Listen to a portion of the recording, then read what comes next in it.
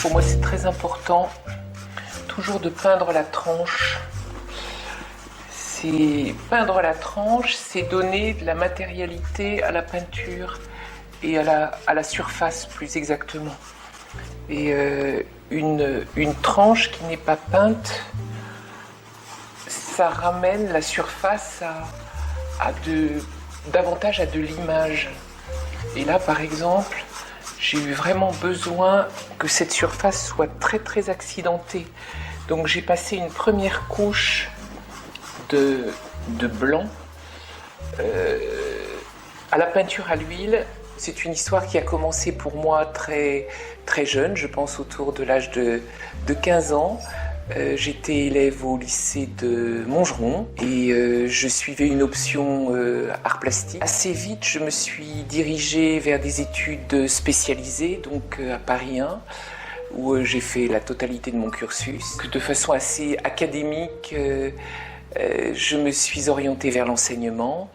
J'ai très peu développé un travail personnel de peinture, mais en étant très obsédée par la peinture. Et c'est seulement beaucoup plus tardivement, autour de l'âge de 40 ans, que j'ai repris véritablement une pratique artistique très particulière parce qu'elle était sans pigment et sur papier. J'ai associé cette pratique à de la recherche universitaire. Les peintures que vous pouvez voir là dans cette exposition, c'est un cycle que j'ai commencé en 2018 et qui correspond certainement à des recherches du côté de l'esthétique environnementale et une grande préoccupation presque respiratoire liée à l'air, à la lumière, au mouvement, à la mer.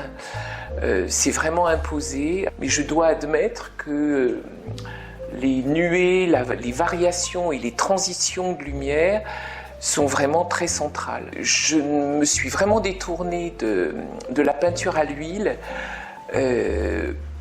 dans un réflexe un peu particulier qui était de me dire que la peinture à l'huile me donnait beaucoup de facilité parce que le repentir est permanent. Je me suis confrontée à une vraie difficulté qui est quand même l'acrylique parce que le temps de séchage est pratiquement immédiat. Travailler des transitions, donc à la fois des dégradés, des embus, des transparences, des profondeurs à l'acrylique, me paraissait être un défi. J'ai toujours beaucoup regardé la manière dont les Flamands et les Italiens, les peintres flamands et italiens primitifs représentaient les scènes paysagères, notamment dans la peinture religieuse.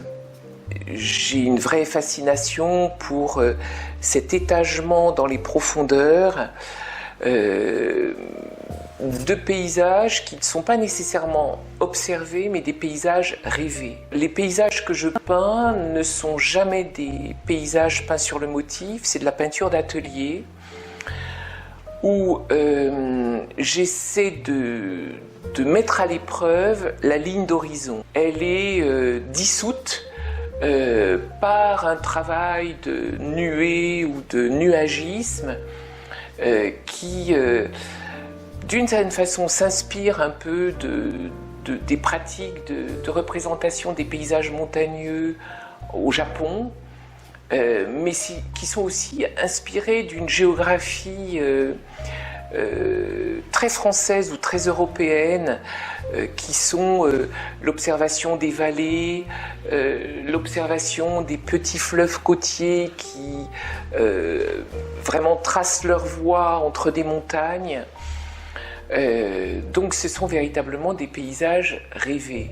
Donc là par exemple j'ai assez conscience d'introduire une plage colorée dont je ne sais absolument pas comment elle va s'articuler avec la partie basse.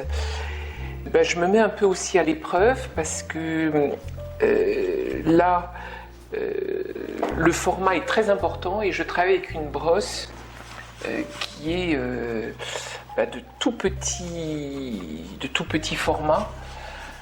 Donc ça augmente un peu la difficulté. Voilà. Il y a toute une phase de ma pratique qui est consacrée au collage, notamment à l'introduction d'objets multiples. Je pense que c'est une pratique dont j'ai besoin, qui est toujours un petit peu marginale, mais qui me poursuit depuis bien 30 ans. J'ai réalisé une série de collages à partir de la déconstruction d'une boîte d'entomologiste avec des ailes de papillon.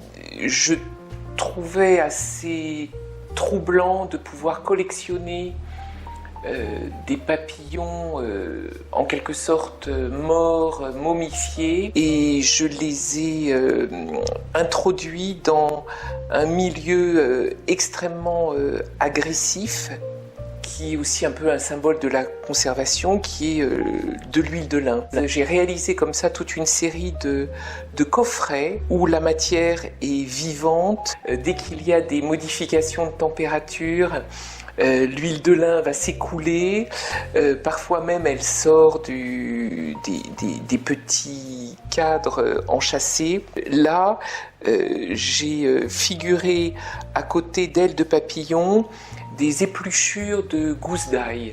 Je voyais une analogie formelle entre des ailes et ces pelures d'ail qui sont dans l'ordinaire de nos vies quotidiennes, mais qu'un regard esthétique a tendance un peu à négliger. Sur le fond de ce petit coffret, des lettres apparaissent.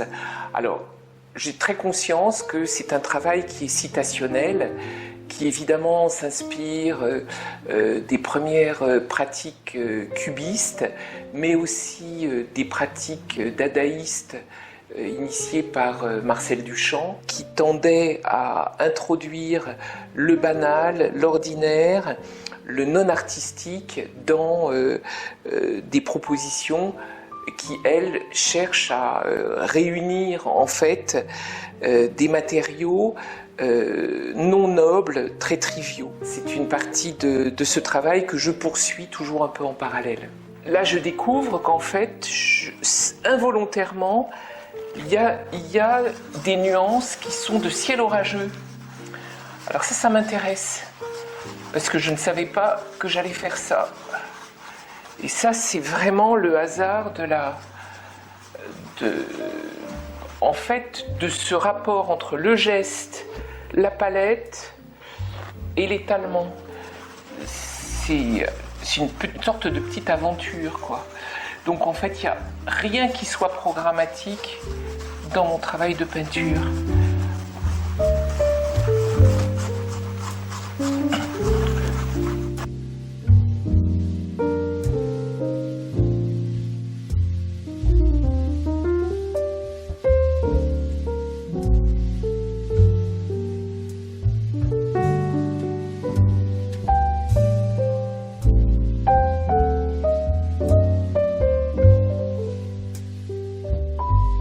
Sur cette table, et depuis plusieurs mois, figurent des objets.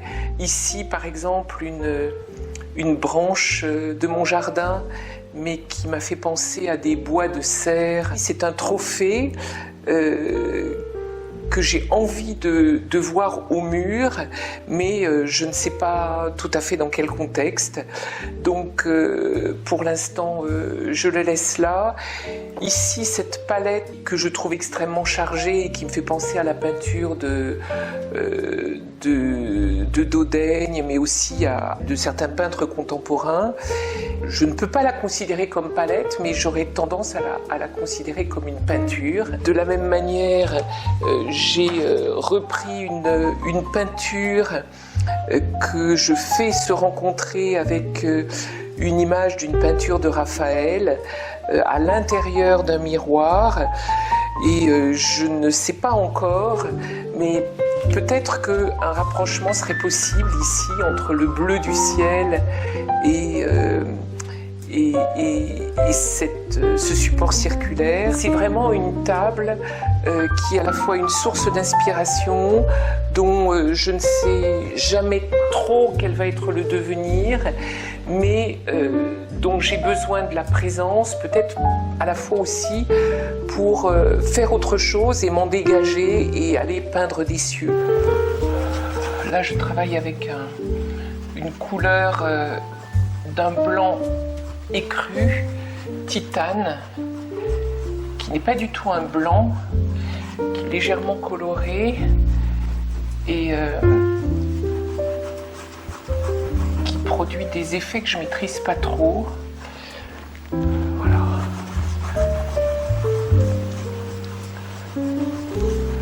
Là, ça commence à sécher, donc il faut aller assez vite.